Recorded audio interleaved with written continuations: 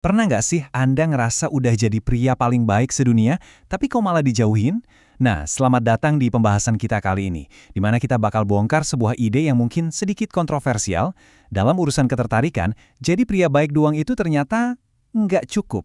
Yuk kita cari tahu kenapa. Oke, kita langsung aja ke masalah utamanya ya. Anda kasih perhatian penuh, selalu ada buat dia.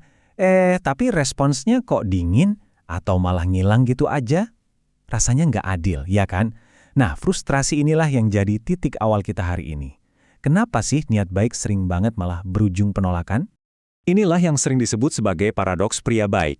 Logikanya kan sederhana banget ya. Kalau kita berbuat baik, ya seharusnya dibalas baik juga. Tapi lucunya, dalam dunia ketertarikan, logika itu seringkali nggak jalan. Mari kita bedah bareng-bareng kenapa kenyataannya bisa jauh lebih rumit dari itu. Coba deh, perhatikan pola yang kelihatannya kebalik-balik ini. Waktu seorang pria terlalu serius, si wanita malah menanggapinya dengan santai, main-main. Pas si pria ngejar-ngejar terus, wanita justru jaga jarak. Ini bukan kebetulan loh, tapi ini adalah sebuah dinamika tarik-menarik yang sering banget terjadi. Aneh tapi ini nyata. Terus kalau gitu, gimana cara kita memahami fenomena ini? Jawabannya mungkin ada di sebuah konsep kuno yang kita semua tahu, yin dan yang. Coba lupakan sejenak deh soal baik lawan jahat. Fokus kita sekarang adalah soal keseimbangan dinamis yang justru menciptakan ketertarikan. Jadi, intinya tuh bukan milih antara jadi malaikat atau jadi pria brengsek. Coba bayangin begini deh. Kebaikan tanpa ada ketegasan sama sekali, itu bisa terasa hambar dan, ya, ngebosenin. Sebaliknya, tegas tapi nggak ada kebaikannya sama sekali, jadinya dingin dan kasar. Nah, harmoni antara keduanya inilah yang justru menciptakan daya tarik yang sesungguhnya. Gampangnya gini, memberikan kebaikan terus-menerus itu nggak selalu menghasilkan respons yang baik juga. Kadang-kadang, dengan sedikit menarik diri atau menunjukkan sisi yang lebih tegas, itu malah bisa menciptakan tegangan yang bikin penasaran. Ketertarikan itu seringnya lahir dari dinamika tarik ulur, bukan dari jalan lurus yang datar dan bisa ditebak.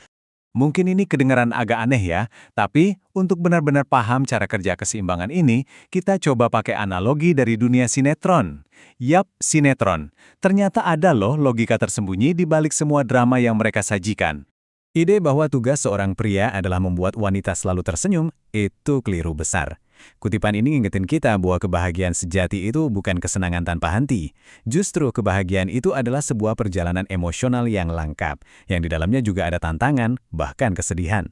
Coba deh bayangin, nonton sinetron yang isinya cuma ketawa-ketawa dan senyum-senyum dari episode pertama sampai tamat. Anda pasti bakal matiin TV setelah 5 menit kan? Justru drama, konflik, dan air mata yang kemudian disusul sama resolusi yang bahagia, itulah yang bikin kita nggak bisa berhenti nonton. Nah, ternyata hubungan asmara itu bekerja dengan prinsip yang mirip banget. Sekarang, kita lihat contoh nyata yang kayaknya banyak dari kita kenal banget. Karakter ikonik Tao Mingce dari Meteor Garden. Dia ini studi kasus yang sempurna banget buat teori yang lagi kita bahas. Tao Mingce itu perwujudan sempurna dari yin dan yang. Di satu sisi dia bisa arogan, pemarah, bikin penonton gemes. Tapi di sisi lain dia bisa jadi sangat protektif, super romantis, dan bahkan rapuh. Nah, dualitas inilah campuran antara sisi hitam dan putihnya yang bikin dia jadi nggak terduga dan menarik banget. Para penonton nggak pernah tahu apa yang bakal dia lakuin selanjutnya dan justru itulah yang bikin mereka terus terpikat. Oke, teorinya menarik banget. Tapi gimana cara menerapkannya di dunia nyata? Penting banget nih untuk dipahami, ini bukan resep masakan atau rumus matematika. Ini adalah sebuah seni yang sangat bergantung pada insting dan kepekaan kita. Nggak ada jalan pintas. Sama seperti pilot yang butuh jam terbang untuk bisa ahli mengendalikan pesawat, seorang pria juga butuh pengalaman untuk bisa menguasai dinamika emosional. Ini semua tentang mencoba, kadang mungkin gagal, belajar dari kesalahan, dan coba lagi. Setiap interaksi itu adalah kesempatan untuk latihan. Terus, gimana cara kita melatih jam terbang ini?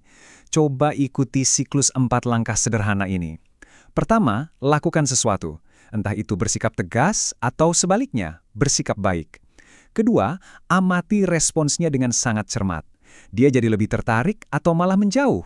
Ketiga, kalibrasi. Sesuaikan tindakan Anda selanjutnya berdasarkan respons yang tadi. Keempat, ya ulangi terus proses ini. Seiring berjalannya waktu, insting Anda bakal semakin tajam. Eits, tunggu dulu. Ini bagian yang paling krusial. Konsep yin-yang ini gampang banget disalahartikan.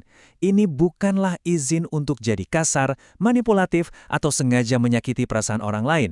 Ada garis batas yang sangat-sangat jelas antara ketegasan yang sehat dan perilaku yang toksik. Oke, mari kita perjelas bedanya ya. Ketegasan yang sehat itu artinya berani bilang tidak kalau memang perlu atau punya batasan pribadi yang jelas. Sedangkan perilaku toksik itu ya manipulasi emosional atau bahkan kekerasan. Terlalu memanjakan artinya Anda selalu bilang ya dan takut banget sama konflik. Keseimbangan yang kita cari itu ada di tengah-tengah. Tegas tapi tetap peduli, tanpa pernah sekalipun melewati batas ke arah perilaku yang merusak. Pada akhirnya, nggak ada satupun formula yang cocok untuk semua orang. Keseimbangan ini adalah seni, dan Andalah senimannya. Tantangannya adalah menemukan perpaduan yin dan yang paling otentik dan paling pas dengan diri Anda. Jadi, pertanyaan terakhir untuk Anda, bagaimana Anda akan mulai melukis dinamika hubungan yang lebih menarik dan lebih sehat versi Anda sendiri?